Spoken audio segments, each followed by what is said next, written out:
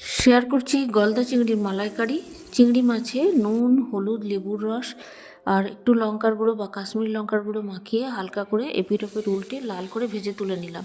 তেজপাতা, গোটা গরম মশলা তেলের মধ্যে ফোড়ন দিয়েছি, আর তেলের মধ্যে একটু ঘিও দেওয়া যেতে পারে। পেঁয়াজ, আদা, রসুন কম পরিমাণে দিয়েছি, পেঁয়াজের সাথে বেটে নিয়েছি। আর টমেটো, কাজু দিয়েছি দইয়ের বদলে, সব একসাথে মশলাটা পেস্ট করে দিয়ে দিয়েছি। মশলা ভালো করে কষা হয়ে গেলে ধনে গুঁড়ো, জিরে গুঁড়ো, গরম মশলার গুঁড়ো আর কাশ্মীরি লঙ্কার গুঁড়ো দিয়ে কষে নেবো ভালো করে। মশলা থেকে যখন তেলটা ছেড়ে আসবে, আর মশলা কষানোর জন্য বারে বারে গরম জল ব্যবহার করেছি।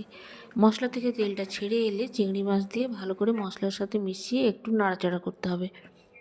আর এখানে প্রথমে নারকেলের দুধ দেব, একটু পাতলা করে নারকেলের দুধ দিয়েছি যাতে চিংড়ি মাছটা ভালো করে সেদ্ধ হয়। আর এরপরে একটু গাঢ় নারকেলের দুধ ব্যবহার করা যেতে পারে গ্রেভি বাড়ানোর জন্য।